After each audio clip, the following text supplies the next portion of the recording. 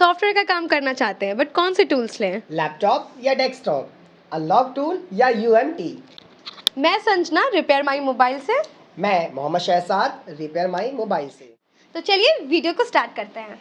Okay madam, तो हमें ये बताइए संजना कि लैपटॉप सही है या डेस्कटॉप?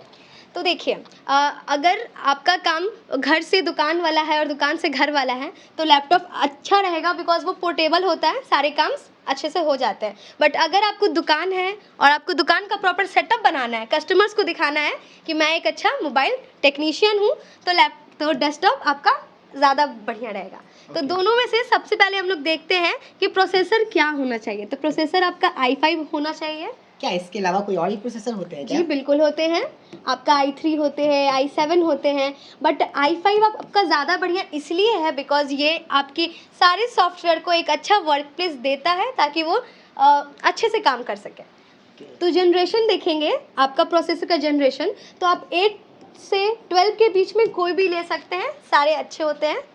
अगर हम 7th या उससे पहले का लेंगे तो कोई दिक्कत होगा क्या हमें? बिल्कुल होगा, बिकॉज वो थोड़े ओल्ड वर्जन्स हो जाएंगे, जिसके कारण मे बी आपके जो नए सॉफ्टवेयर्स है वो कहीं पे लैग हो जाए।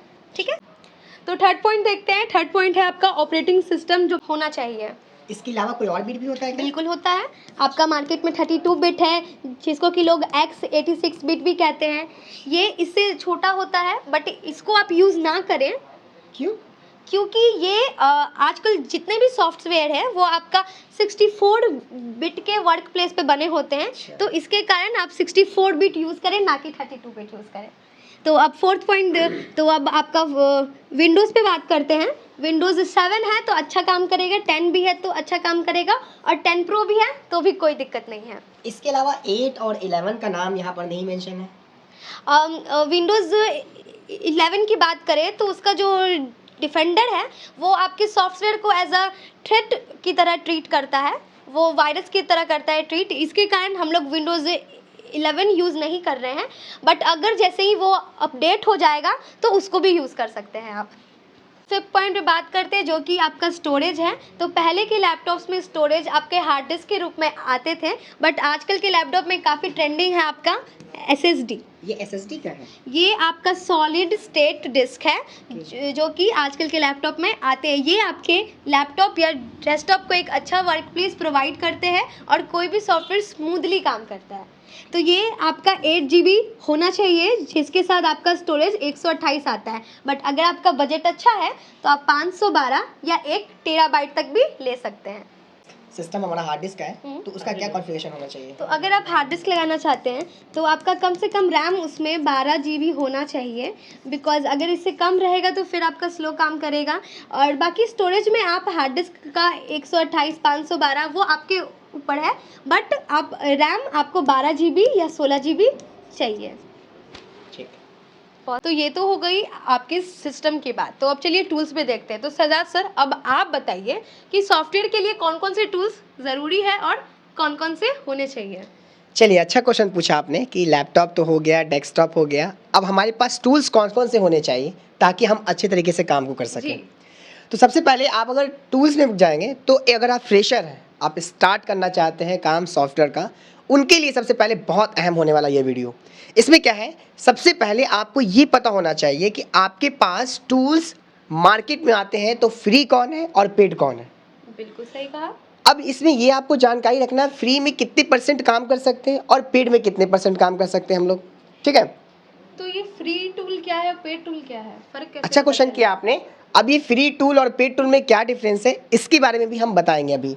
सबसे पहले अगर आप फ्री टूल की बात करें तो फ्री टूल वैसे टूल होते हैं जो आप इंटरनेट, वाईफाई कनेक्ट कर लैपटॉप को, अपने उस टूल को गूगल के माध्यम से डाउनलोड कर अपने फ़ोन की फ्लैशिंग या अनलॉकिंग का काम कर सकते हैं। उसमें कोई भी आपको चार्जेस नहीं पे करने पड़ते हैं। लेकिन यदि आप वैसे टूल जिसमें आप टूल यूज़ करते हैं और उसमें एक्टिवेशन या कोई रिचार्ज करवाना पड़ता है, जैसे आप फ़ोन चलाते हैं कॉलिंग के लिए तो रिचार्ज करवाना पड़ता है, उसी प्रकार से उस टूल को यदि आप अपने सिस्टम में लॉगिन करना चाहते हैं तो उस कंडीशन में आपको पे करना पड़ता है। तो वैसे बहुत सारे मार्केट में टूल हैं, जैसे EMT, अनलॉक टूल, AMT, ये सारे टूल जो हैं UMT वगैरह, ये सारे पेड टूल हैं जिसमें आपको अलग से रिचार्ज करवाना पड़ता है। तो ये तो हो गई फ्री और पेड टूल की बात, बट जो ये रिचार्ज करवाने होते हैं ये लाइफ टाइम का होता है या सिर्फ वन टाइम का होता है? देखिए, आपको मैं बता दूं, जैसे कि यूएफआई या ईजीजी टैग होता है, ये जो प्रोग्रामिंग बॉक्सेस है, यदि आपने इसमें रिचार्ज करवाना होता है तो वन टाइम होता है। लेकिन यूएमटी या जो छोटे हमारे डोंगल्स होते हैं उसको हर साल आपको रिचार्ज करवाना होता है। ठीक है।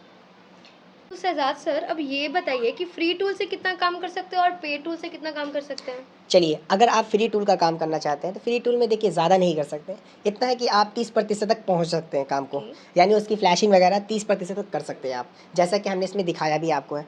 और दूसरी बात, यदि आप पेड टूल का इस्तेमाल करते हो तो 90% तक जा सकते हैं आप अपने फ़ोन की फ्लैशिंग या अनलॉकिंग का काम करने के लिए। ठीक है। और ऑनलाइन ऑफलाइन जैसा भी कुछ होता है क्या?